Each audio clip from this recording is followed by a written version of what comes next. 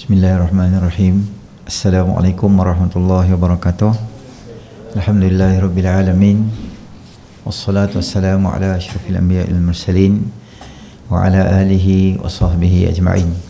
Subhanaka la ilma lana illa ma 'allamtana innaka antal alimul hakim. Rabbi shrah li sadri wa yassir li amri wahlul 'uqdatam min lisani yafqahu qawli. Amma ba'd. Tuan-tuan manajatan kuasa, tuan-tuan muslimin muslimat yang dirahmati oleh Allah Subhanahu wa taala. Pertamanya kita panjatkan kesyukuran kita kepada Allah Subhanahu wa taala kerana dengan limpah rahmatnya Allah Subhanahu wa taala beri kita sama-sama peluang berada di dalam majlis ilmu kita pada malam ni. Moga-moga kehadiran kita akan termasuk di dalam timbangan amal soleh kita nanti. Amin ya rabbal alamin. Tuan-tuan muslimin rahmati oleh Allah Subhanahu wa taala, kita menggunakan kitab kita 40 hadis penghapus dosa di surau kita ni, dan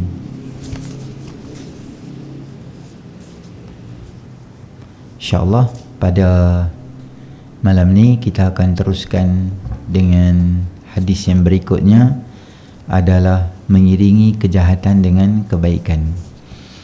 Qala al-musannif rahimahullahu ta'ala wa nafa'ana Allahumma bi'ulumihi fid daraini amin ya rabbal alamin. Kata pengarang rahimahullahu ta'ala, mengiringi kejahatan dengan kebaikan. Ana Abi Zarrin radhiyallahu anhu anna an-nabiyya sallallahu alaihi wasallam qala ittaqillaha haitsu kunta wattabi'is sayyi'atil hasanah wa atbi'is sayyi'atal hasanah tamhuha wa khaliqun nasa bi khuluqin hasan. Muka surat 57. Kata Nabi SAW daripada Sayyidina Abu Zar radhiyallahu anhu, sabda Nabi SAW, bertakwalah kamu kepada Allah Subhanahu wa taala walaupun di mana kamu berada, dan ikutilah perbuatan buruk dengan perbuatan yang baik, maka ia akan menjadi tebusannya, dan bergaullah dengan manusia dengan akhlak yang baik. Hadis riwayat Imam Tirmizi. Baik, ada beberapa benda yang Nabi SAW sebut pada kita malam ni berkaitan dengan hubungan kita dengan Allah Subhanahu wa taala dan hubungan kita sesama manusia. Yang pertama, kata Nabi SAW, ittaqillaha haitsuma kunta. Takutlah pada Allah Subhanahu wa taala di mana kamu berada. Kerana apa? Kerana Allah Subhanahu wa taala Tuhan yang Maha mengetahui apa sahaja benda atau apa sahaja yang kita lakukan walau di mana kita ada. Sama ada kebaikan yang kita buat di tempat yang orang tak tahu atau kejahatan yang kita buat di tempat yang orang tak nampak, semuanya diketahui oleh Allah Subhanahu wa taala walau di mana kita ada. Kerana Allah Subhanahu wa taala dengan sifat basar, atau kita sebut basirun, Allah Subhanahu wa taala Tuhan yang Maha melihat itu, dia boleh lihat di mana sahaja. Adapun kita ini, penglihatan kita terbatas. Di balik dinding belakang muslimat, saya tak tahu jadi apa. Di balik di sana di kedai makan orang buat apa, kita tak tahu. Di rumah kita, anak isteri suami kita buat apa, kita tak tahu. Ada benda, kerana mata ni dia ada border dia, dia tak boleh pergi lebih pada tu.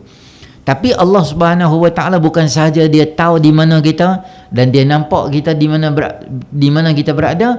Innallaha basirun bima ya'malun. Allah Subhanahu wa taala innahu alimun bidzatis sudur. Bahkan Allah Subhanahu wa taala tahu apa yang berlaku di dalam hati dan sanubari kita ni, kita tahu. Kita dengar ustaz tu ceramah contohnya, tapi kita duk kata apa di hati, Allah saja tahu. Muka senyum tengok member kita, sihat nah, dalam hati boleh belah contoh. Orang tahu tak? Orang tak tahu. Orang tak ingat, bagus ni member ni, dia belanja aku semua. Tapi dia di hati, aku nak belanja hang apa, aku nak makan, satgi aku buat bitanai, sat aku belah terus. Manusia ni dia ada benda yang jahat ke benda dosa. Dalam ayat, dalam hadis ni Nabi SAW ingatkan pada kita bahawa jahat ni jangan buat di mana-mana kerana Allah Subhanahu Wa Taala tahu. Jahat ni jangan buat di mana-mana, Allah Subhanahu Wa Taala Maha mengetahui. Dan ciri-ciri dosa, sahabat, banyak kali dah kat tuan-tuan, ketika Nabi SAW tanya dosa dan jahat tu apa dia?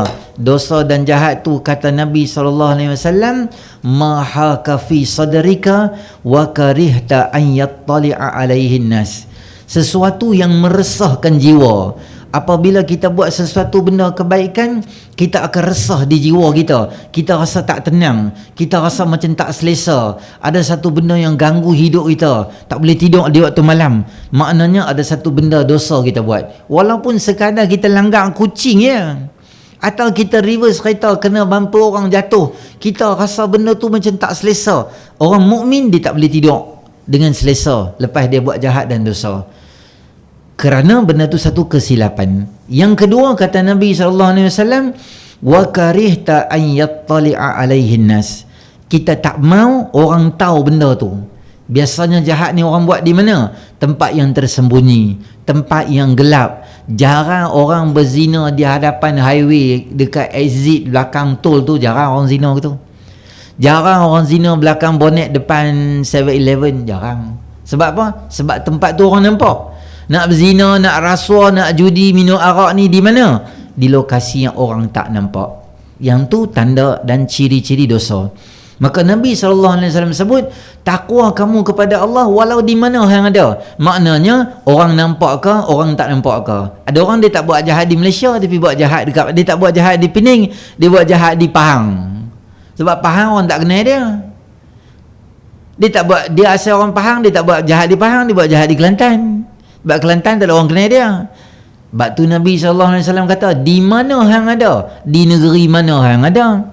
Ada orang bulan puasa dia tak duduk di Malaysia. Dia pergi mana? Dia pergi luar negara. Sebab luar negara bebas lah, orang tak kenal dia. Boleh makan, boleh minum, boleh enjoy, boleh rehat, boleh buat apa saja, larangan, tak kira Ramadan tak Ramadan. Jadi dah habis raya semua atau dekat-dekat raya, dia balik mai. Ada orang guni tak? Ada juga. Maka Nabi SAW sebut, takwa pada Allah walau di mana kita ada. Walau CCTV rosak masa tu, siapa pun tak tahu kita buat jahat, kita boleh buat. Memang lain clear nak buat benda jahat tu, tapi Allah Subhanahu Wa Taala, Tuhan Maha melihat dan dia tahu. Macam kisah yang berlaku kepada Syekh Sulaiman. Syekh Sulaiman ni ulama yang sangat handsome. Syekh Sulaiman ni ulama yang sangat-sangat handsome. Satu hari apa yang berlaku pada dia adalah satu kisah, dia nak pergi buat haji dengan kawan dia, dengan anak murid dia lah, macam kawan dia. Sampai kat satu tempat nampak Abuak. Abuak tu tempat ayah baginda Rasulullah SAW dikebumikan di situ. Kawasan tu dia sampai, dan kawan dan sahabat Syekh Sulaiman ni kata, aku nak pergi beli barang, aku nak tengok, nak beli barang, saya tunggu di sini. Syekh Sulaiman tunggu di situ. Masa Syekh Sulaiman tunggu, datang apa? Satu orang marka, satu awek sudah tengok si Syekh Sulaiman. Dia berkenan sangat dekat apa? Dekat Syekh Sulaiman tu. Maka dia pun mai. Maka dia mai, dia cuba goda Syekh Sulaiman. Satu demi satu pakaian dia dikurangkan, sehinggalah peringkat dia minta Syekh Sulaiman seolah-olah berzina dengan dia. Syekh Sulaiman melihat keadaan yang pelik tu, maka apa dia buat? Dia duduk tepi unta dia, dia menangis, meraung-raung menangis dia, wah menangis. Perempuan ni kata, pahai dia ni, muka segak tapi otak tak apa betul. Serut. Aku mai tawar kat dia supaya dia berzina dengan aku. Peluang yang besar hang dapat, dan aku yang mai. Yang hang menangis sebab apa? Perempuan ni kata, dia ni tak boleh pakai ni, pakai baju semua. Perempuan tu belah. Syekh Sulaiman bangun, Syekh Sulaiman lap air mata dia semua. Kawan dia mai.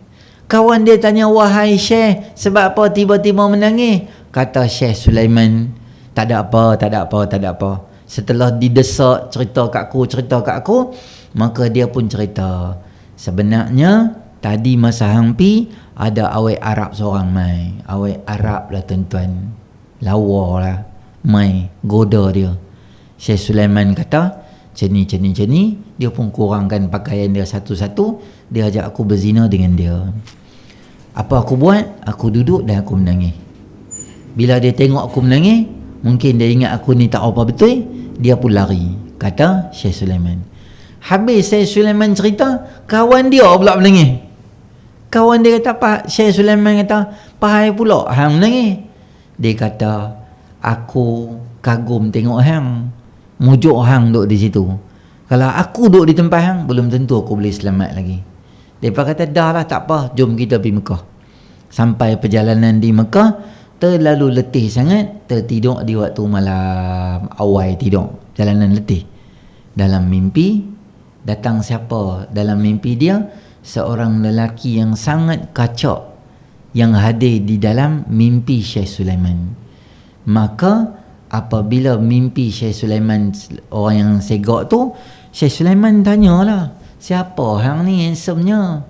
Dia kata, aku adalah Yusuf alaihissalam.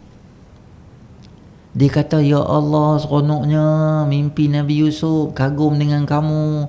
Aku baca Quran, baca cerita kamu dengan Zulaika, macam ni, bahasa hebat sangat dia. Nabi Yusuf alaihissalam kata kat dia, kisah kamu di Abwa' tadi lebih mengagumkan aku.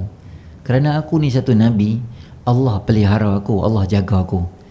Hang satu orang manusia biasa, tapi hang ada ruang peluang untuk berzina macam tu, tapi hang boleh kuatkan iman hang. Ini bukan satu benda yang biasa, ini luar biasa. Nabi Yusuf alaihissalam puji Syekh Sulaiman kerana apa? Kerana takwanya dia, walaupun orang tak nampak, walaupun ada ruang besar untuk berzina, tapi tak digunakan.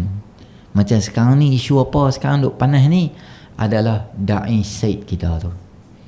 Da'i Said ni adalah salah seorang daripada rancangan reality TV. Macam-macam lah ada. Saya secara peribadi tak sempat lah nak tengok. Yalah, masjid ceramah yang tu kadang balik lambat, rancangan mudah habis dah, tata terbit papa pemenang ya. Tak apalah.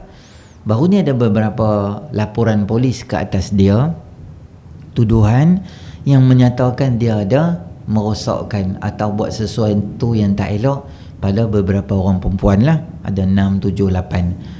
Saya tak berminat nak ulas apa yang berlaku pada dia, kerana itu kerja pihak berkuasa. Polis dan mahkamah, mereka sedang siasat. Maka kita jangan memandai-mandai. Jangan kata dia salah, jangan kata dia tak salah, kerana kita pun tak tahu apa yang berlaku. Jadi kita, saya harap tak payahlah komen apa-apa pun dalam Facebook dan sebagainya, sebab kita tak tahu apa yang berlaku dalam dunia ni, kita tak tahu. Pihak polis dia tahu macam mana nak buat siasatan. Cuma saya nak bagi tahu tuan-tuan, andai sekiranya betul hak dia buat tu satu kesilapan dan kesalahan, maka apa yang kita boleh kata? Alhamdulillah. Kerana apa Ustaz Alhamdulillah? Kerana Allah Subhanahu Wa Ta'ala sayang kat dia. Allah dedahkan kesilapan dia awal, supaya yang pertama dia tak akan buat lagi dekat orang-orang lain pula yang berikutan dengan tu. Dan yang kedua, dengan benda tu dia boleh berhenti dan mungkin dimasukkan dalam penjara. Allah Subhanahu Wa Ta'ala umur muda lagi tuan-tuan. Mungkin perubahan dalam diri dia, dia boleh jadi orang yang bagus lepas pada keluar penjara. Sebab kalau duduk di penjara ni tuan-tuan, Allah Ta'ala susun sesuatu yang baik untuk dia, kita tak tahu. Baru ni dia tu keluar pada penjara, 20 tahun keluar pada penjara. Tuan-tuan tahu apa dia buat? 150 kali khatam Quran duduk dalam penjara. Kita duduk di luar, sekali nak khatam pun menerap 2 kali. Ramadan tu sampai terguling-guling, tak khatam-khatam juga. Cerita duduk luar, kawan tu duduk dalam apa, tak ada apa. Duduk dalam boleh bawa handset tak tuan-tuan? Tak boleh bawa lah. Kalau tuan-tuan tak boleh bawa handset, tuan-tuan boleh bayangkan berapa banyak daripada stok dosa kita hak tak terlerai gitu. Tak ada mengumpai orang, tak ada kata ke orang dia kawan dengan dinding, kawan dengan besi, yang tu ya kawan dia hidup hari-hari. Dosa apa benda habuk segala mak nikah semua tak ada. Mungkin Allah letak kebaikan untuk dia. Tapi kalaulah benda tu tak betul, kita pergi sebar di Facebooknya, jatuhkan reputasi dan maruah orang. Kata Nabi SAW, atadruna manil muflis? Hampa tahu tak siapa yang muflis ni? Sahabat kata, muflis ni kami tahu lah Rasulullah, tak ada duit, bahasa Pulau Pinang, tak ada ketui dalam poket, dia miskin lah muflis. Nabi kata tak, orang yang muflis ni mendarat di mahsyar dengan pahala yang berlambak-lambak, tapi duk kata kat dia ni, fitnah kat dia ni, buat naya kat dia ni, semua pahala bagi kat orang. Kita pun pahala bukan berlambak sangat tuan-tuan. Adalah macam tu, semayang sikit-sikit ke tu nak cari pahala berlambak pun tak apa ada. Duk beda kat orang pula. Cuma dalam isu ni saya nak ingatkan pada tuan-tuan yang pertama apa dia? Supaya berhati-hati dengan orang perempuan. Bukan orang perempuan yang tak soleha. Orang soleha tu perhiasan dunia bagus. Secara umumnya kata Nabi SAW, aku tak pernah tinggal kat hampa. Ni kita nak cerita bab takwa daripada hadis ni, yang takut pada Allah SWT tu. Nabi kata apa?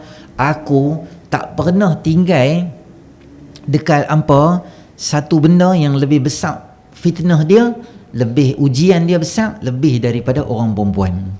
Saya cerita kat tuan-tuan apa yang berlaku kepada Nabi Allah Yusuf alaihissalam. Nabi Yusuf alaihissalam, dia membesar di dalam istana Al-Aziz, menteri ketika itu yang menjaga Mesir ketika tu.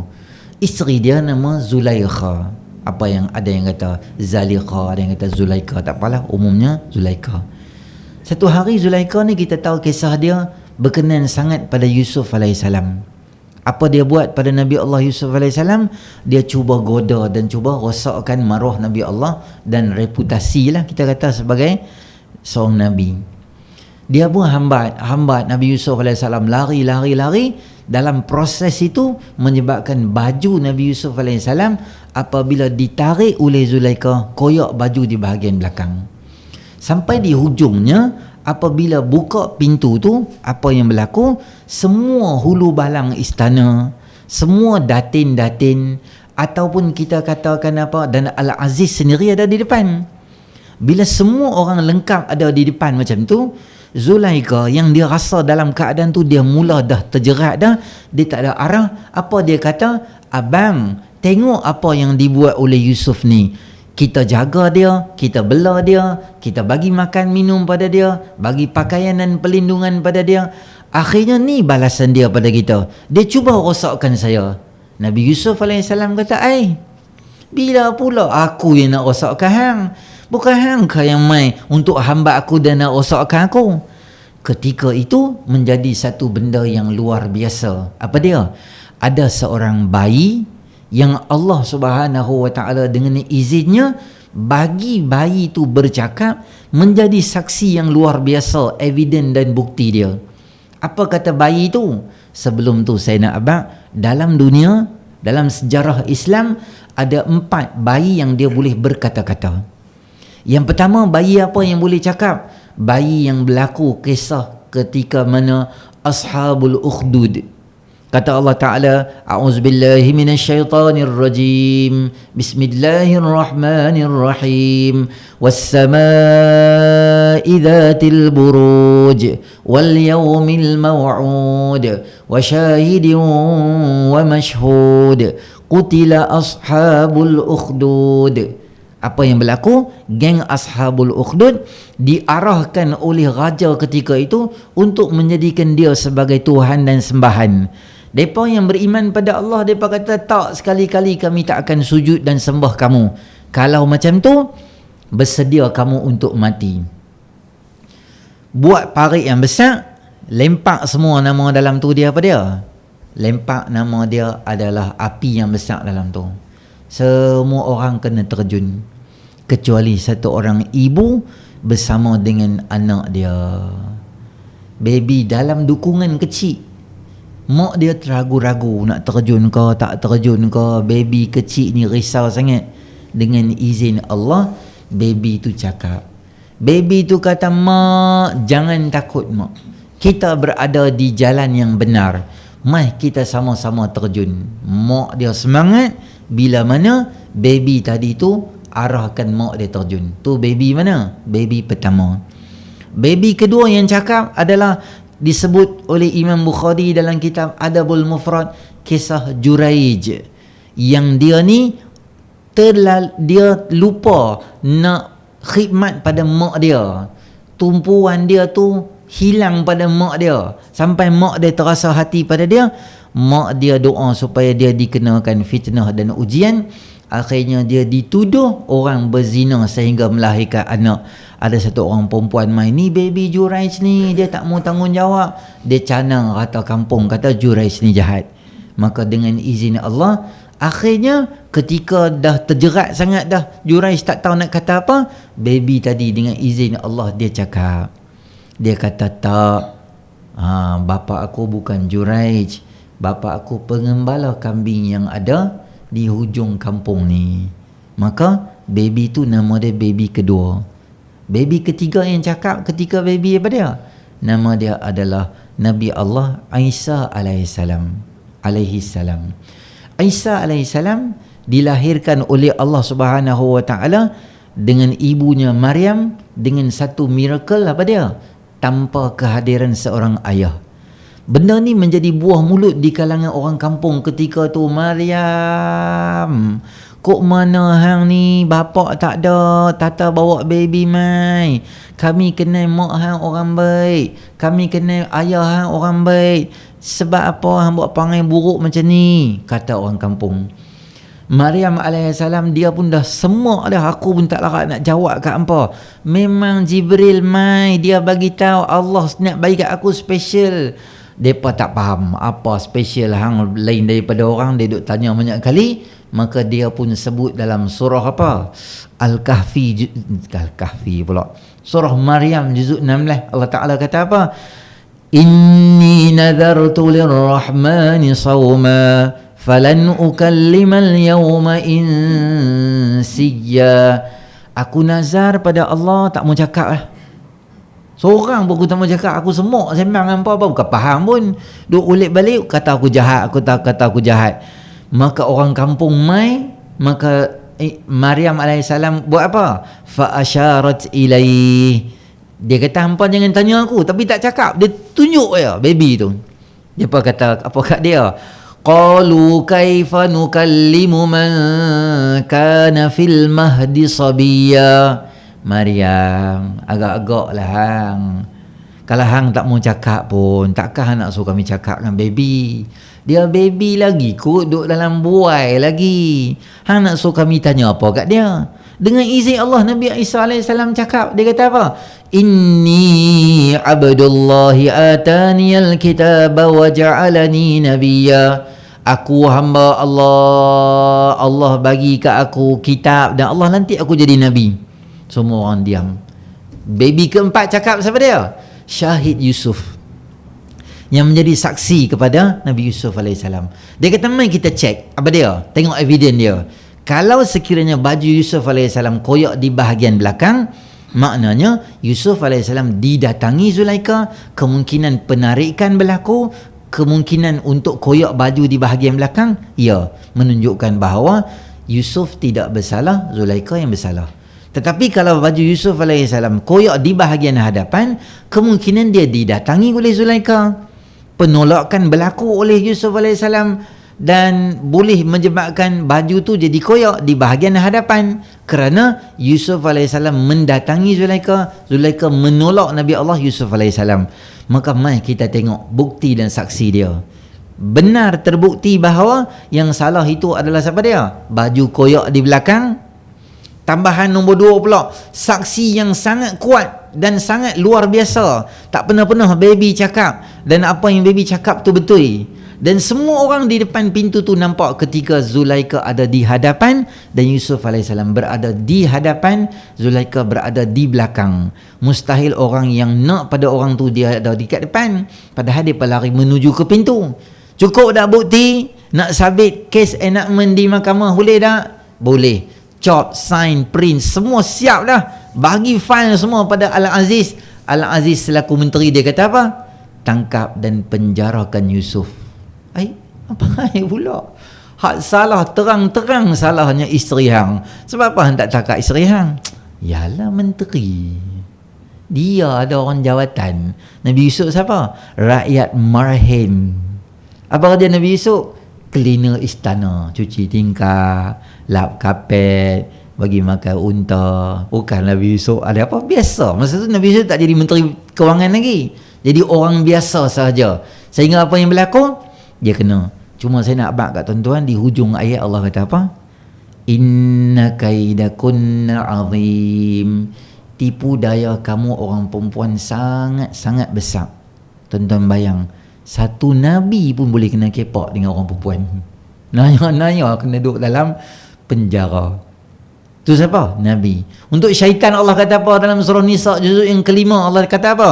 Inna kaidasyaitani kana dha'ifa. Sesungguhnya tipu daya syaitan itu sangat lemah. Seolah-olah Allah Ta'ala nak bagi ingat pada kita, kalau tak hati-hati dengan isu perempuan, macam-macam boleh berlaku dalam dunia. Sebab tu saya selalu pesan tuan-tuan yang kita kerja di pejabat, kita ada urusan dengan apa tempat kerja, atau tempat kerja kita tu kita kata adalah staf-staf perempuan, maka kita nak cakap dengan orang perempuan yang duduk di pejabat, di staf kita tu, kena ada bahasa sesuai. Jangan cakap dengan orang perempuan yang isteri orang, tapi bahasa kita tu lebih kurang nampak macam tak berapa jaga maruah. Bila kita tahu dia isteri orang, kita kena skru di otak kita, dia ni isteri orang. Hang tak boleh nak melawak tak ketahuan dengan dia. Mesti ada border, mesti ada filter, mesti ada boundary di antara hang dengan dia, gap yang besar. Lawak boleh, tapi bukan melawak benda-benda yang tak ketahuan melawak dia. Melawak pasal benda-benda yang kita katakan apa, tak sepatutnya kita melawak ni. Hubungan suami isteri, pasal dia duk bincang gitu. Saya pergi 2-3 pejabat, ramai pejabat, bos-bos pejabat cerita, Ustaz tolong Ustaz bagi tahu dekat pejabat kami apa dia, ada benda-benda yang tak patut berlaku.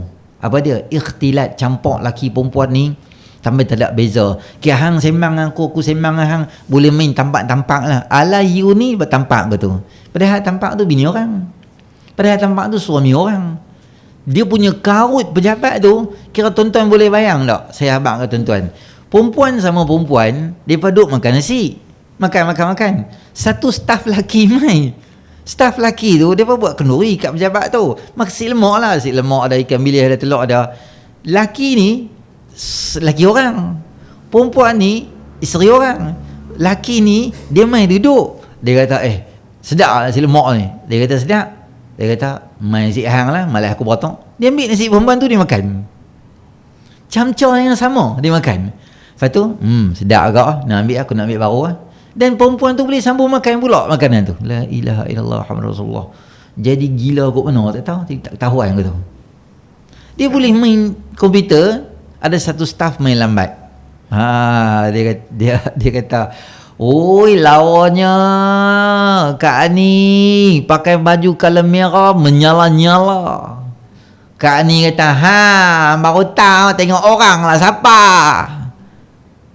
Sekali dengan Kak Ani, sekali dengan dia, mau bagi dengan komputer tengah belakang. Ada jenis tampak pinggang ada. Dia tu jalan kan.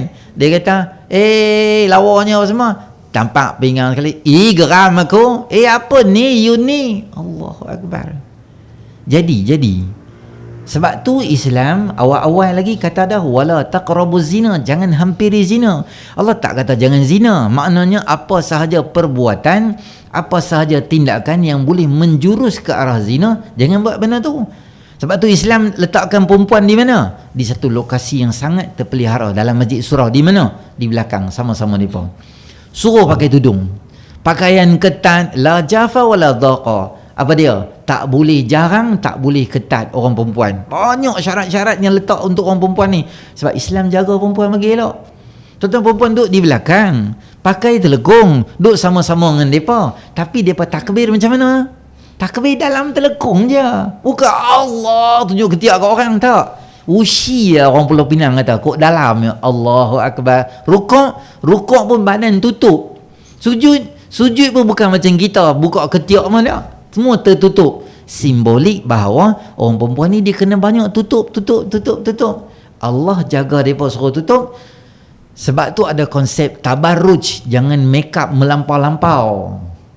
Sebab tu ada konsep nama dia adalah ikhtilat, jangan campur laki dengan perempuan, tak ketahuan hubungan beza dia. Boleh tak melawak? Boleh melawak, tapi ada benda-benda yang kita tak boleh melawak, menyentuh sensitiviti orang.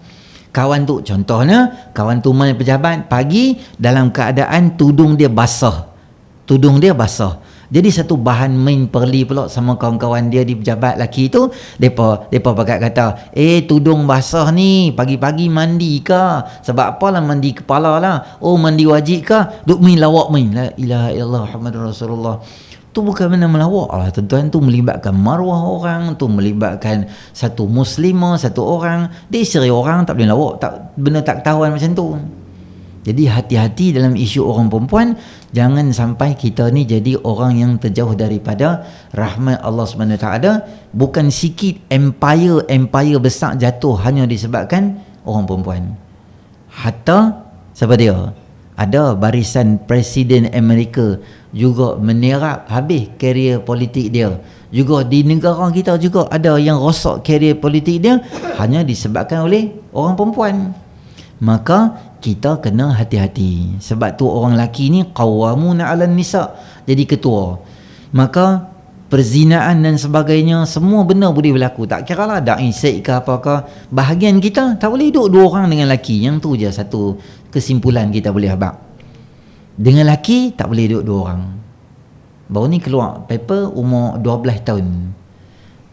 Dia rosakkan oleh berapa orang? 15 orang lelaki. Semua kena angkut dah. Start daripada form 1 sampai umur 21. Berkenalan dengan rakan dalam Facebook seminggu, dapat grup WhatsApp nombor telefon, 4 pagi keluar daripada rumah, kawan dia kata orang tak ramai kita boleh sembang, bawa pergi kedai makan apa semua habis, kemudian dia pakai kendurikan dia, rosakkan dia. Ada tak benda ni jadi dalam masyarakat? Ada tuan-tuan. Maka kita sangat hati-hati. Pesan dekat anak, keluarga, isteri kita semua, benda-benda ni yang Nabi SAW sebut kata apa? Ittaqullah haithuma kunta. Di mana hang ada, hang takut dengan Allah Ta'ala. Walaupun orang tak nampak. Perzinaan boleh berlaku di satu lokasi dan posisi yang sangat terpelihara daripada pandangan mata orang, tapi Allah Subhanahu Wa Ta'ala, Tuhan yang sentiasa akan melihat apa berlaku dalam diri kita. Dan kata Nabi SAW, wa atbi'is sayyi'atal hasanah tamhuha. Apabila hampa buat salah, apabila hampa buat dosa, apabila hampa buat kesilapan, cara nak hilangkan kesilapan tu apa dia? Maka turuti benda jahat tu dengan kebaikan.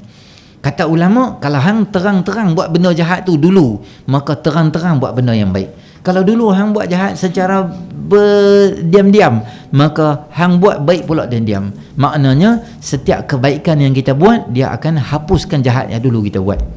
Dulu kita tak sembahyang. Dulu kita zaman pop ye pakai seluar ketat kat paha tu, menari tunjuk langit, yang tu belakang sigit lah apa semua, merepek 24 jam. Bila? Bagus dah sekarang ni main masjid, main surau. Maka apa kita kena buat? Memperbanyakkan benda-benda sunat, kena banyak. Apa dia benda sunat? Zikrullahnya, tasbihnya, dermanya, tolong orangnya. Sembahyang fardu tak boleh banyak dah. Dia fix deposit, tak boleh ubah. Subuh 2, Zuhur, Asar 4, Maghrib 3, Isyak 4, tak boleh ubah. Jadi nak tambah ni kena buat apa? Kena cari benda sunat. Ada ruang puasa sunat, ada ruang orang abang kata nak boleh derma ke apa, tolong orang miskin susah ke apakah, okey jom tolong. Depa kata boleh bantu apakah, okey bantu.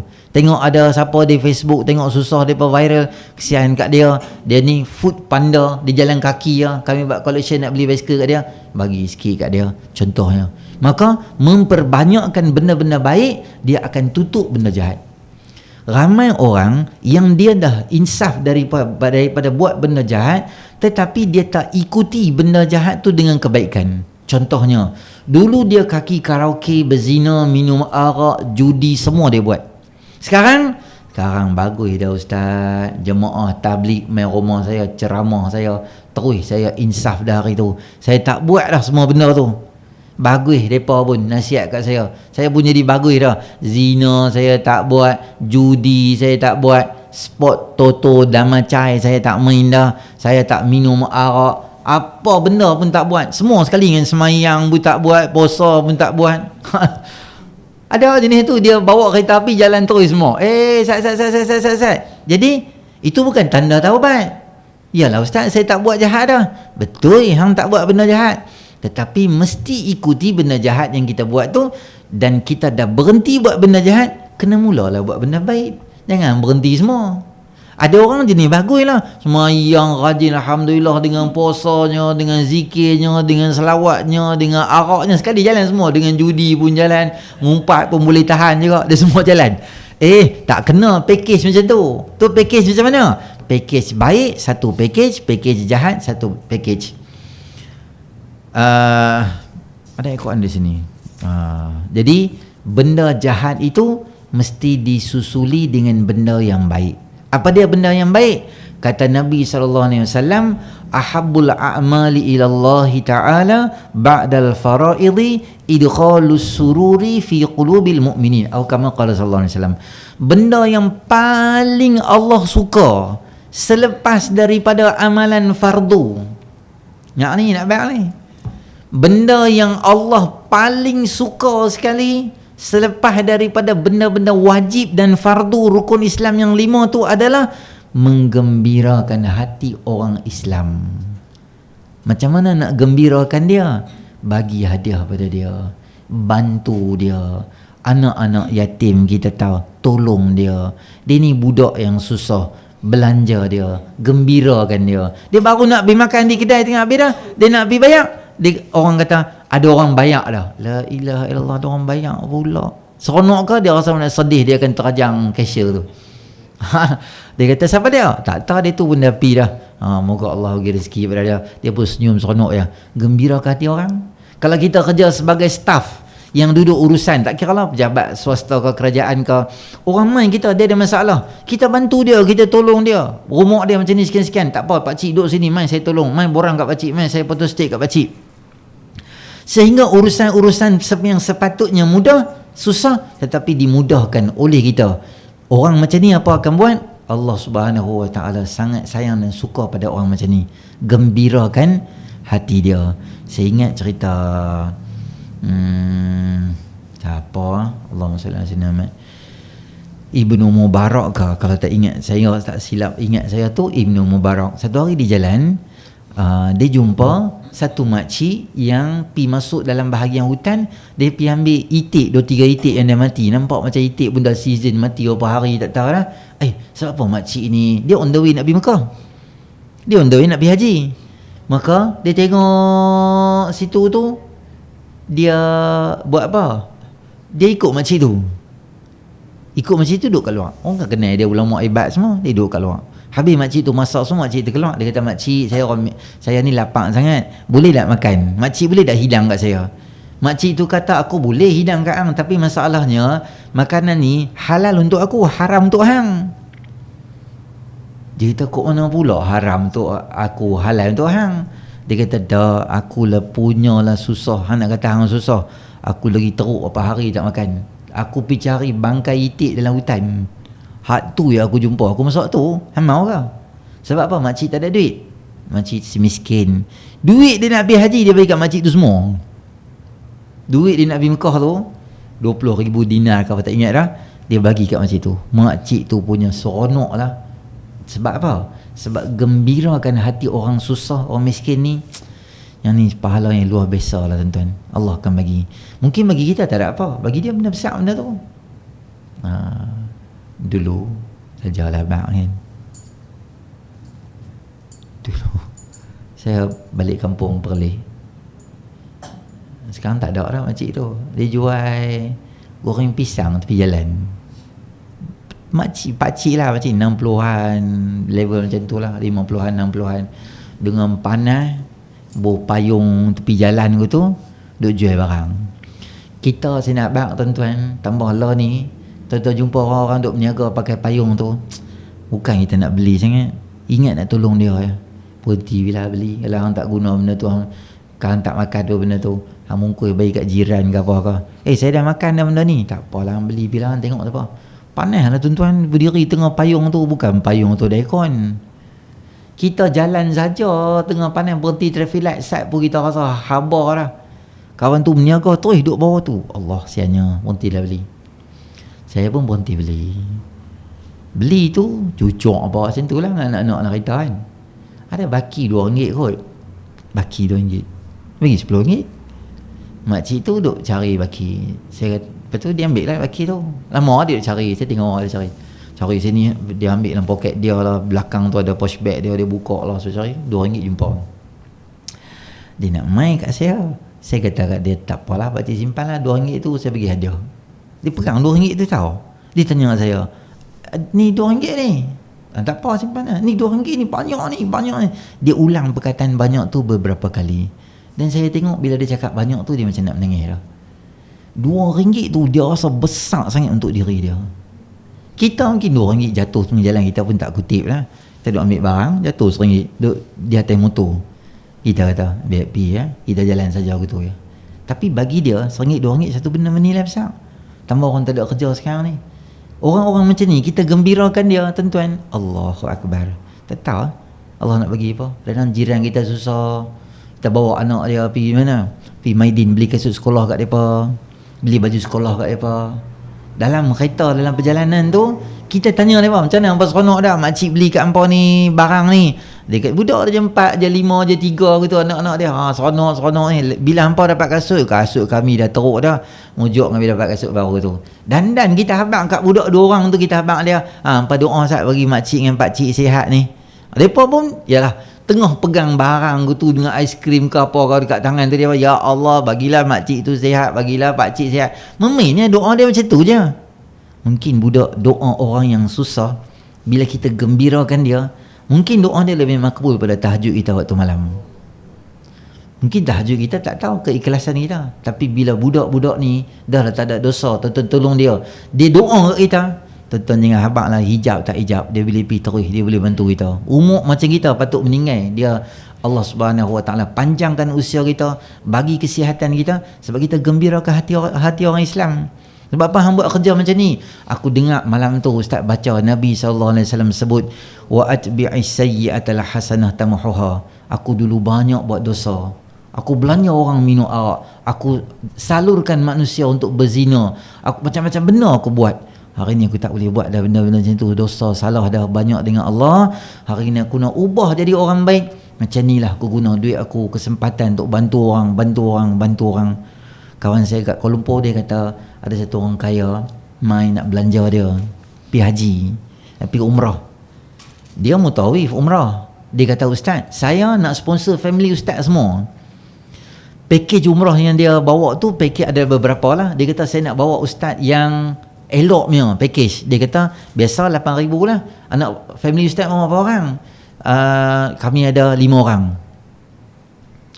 Ada berapa orang? Ada 5 orang. Semua orang saya nak belanja. Dia kata banyak haji. Banyak haji nak guna duit tu. Kalau kami 5 orang ni nak belanja. Datuk tu kata, ustaz tak apa. Saya belanja ustaz jangan risau. 10,000 ni haji. Tak payah ustaz jangan risau. Ustaz tu kata, datuk tu ambil gelas kuliah tu, gelas yang dia minum air macam ni. Dia kata, ustaz tengok gelas ni. Dia kata, ustaz tahu dulu zaman saya tak semayang, zaman saya jauh daripada Islam dulu, gelas ni saya pernah minum arak dalam gelas ni. Harga gelas besar ni ya 22,000 harga arak saya minum tu. Takat saya nak belanja ustaz mau pergi umrah, ustaz jangan risau. Yang ni kebaikan saya nak buat. Dulu saya dah buat dosa banyak dengan Allah SWT. Sekarang saya nak tebus balik kesilapan saya. Saya gunakan wang ringgit saya ke arah kebaikan. Dia masuk dalam hadis ni yang Nabi SAW sebut pada kita malam ni. Apa dia? Buat jahat, ikuti jahat itu dengan kebaikan. Dan akhir sekali kata Nabi SAW, wa khaliqun nasa bi khuluqin hasan. Buat perangai dengan manusia perangai elok. Hadis ni dia bawa 3 benda. Satu, portion kita dengan Allah Ta'ala apa dia? Kita jadi takwa dengan Allah Ta'ala. Yang kedua, masih lagi dengan Allah Subhanahu Ta'ala apa dia? Buat benda baik ni antara kita dengan Allah Subhanahu Ta'ala dan antara manusia. Dan terakhir adalah akhlak dan perangai kita bagi elok. Jangan sombong sangat dengan orang. Jangan takabur sangat dengan orang. Semua harta kekayaan kita ni satu hari Allah boleh ambil. Kesihatan Allah boleh ambil. Baru ni kan macam-macam lah. Viral. Akhlak kita lah tuan-tuan. Tambah sama-sama Islam ke, sama-sama non-Muslim ke, walaupun dia tak Islam, tapi akhlak kita kena gila. Tak boleh maki orang, tak boleh mencarut orang, tak boleh tak cakap dengan tak elok dengan orang. Itu adalah akhlak. Tambah-tambah kita main mengaji ni, mesti ada beza kita dengan orang lain. Tuan-tuan, Ibnu Mas'ud radhiyallahu anhu, sahabat Nabi SAW, dia, apa yang berlaku pada dia setelah wafatnya Nabi SAW, dia jadi tok guru. Orang semua jadi pakar rujuk dia. Dia di samping dia mengajak di masjid, khidmat pada orang dari segi ilmu, dia adalah businessman. Pagi dia akan pergi berniaga. Satu hari dia duduk, dia berniaga dengan orang. Ketika selesai berniaga, dia bangun daripada tempat duduk dia. Duit, kalau bahasa kita macam pushback tu, hilang duit dia semua. Dia pun pegang sini, pegang sana. Mana duit aku hilang semua ni. Maka orang ramai main kumun kat dia. Wahai imam, apa dia awak yang jadi ni? Tak, duit aku tak sini, aku tak siapa ambil, tak tahu ni. Orang kampung tuan-tuan, Abdullah bin Mas'ud sahabat Nabi, orang bagus. Bila timpa musibah, pakat maki dia tu lah. Korang ajak dia ni, siapa yang ambil duit dia ni, aku dapat, aku akan potong tangan dia. Aku dapat dia. Kita kalau Pulau Pinang, demah dia kayu 3-2, kambing bagi tengah belakang. Saya camar, semua pakat marah lah. Abdullah bin Mas'ud, dia orang mengaji punya orang. Dia tak sama perangai macam orang lain. Apa dia kata kat mereka? Ya Allah, andai sekiranya orang yang ambil duit aku ni dia berhajat, maka aku halalkan duit tu pada dia.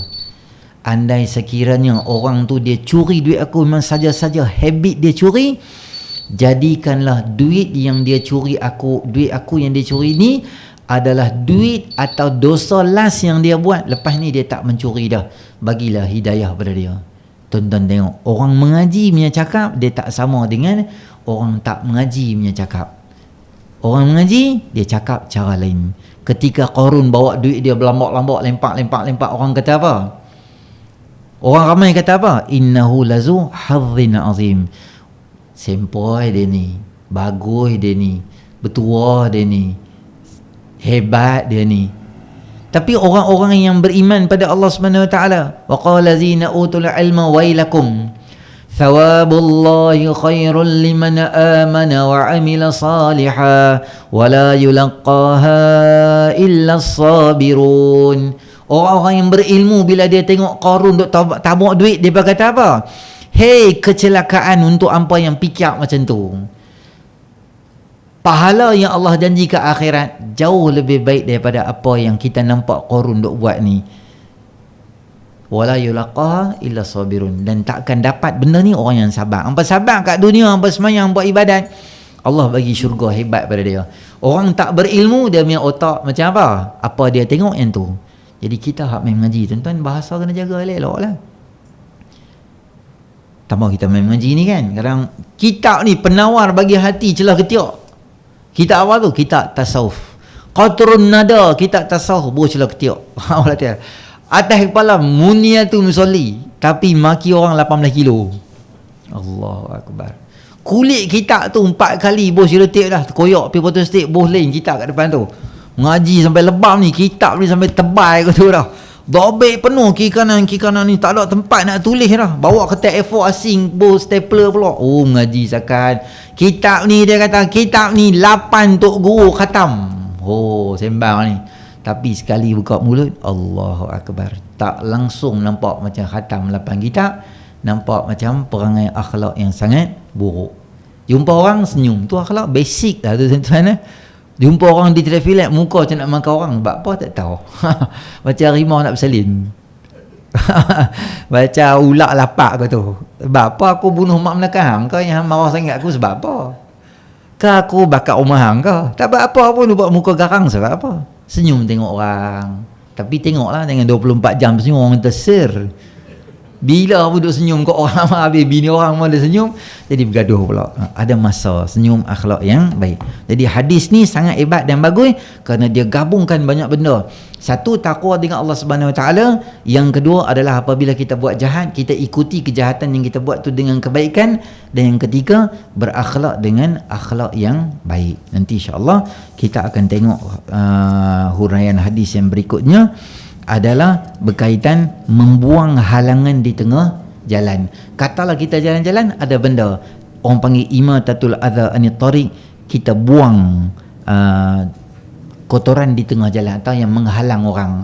Kerana Nabi SAW sebut, aku melihat seorang lelaki mundar-mandir dalam syurga hanya disebabkan sepohon kayu yang jatuh di tengah jalan.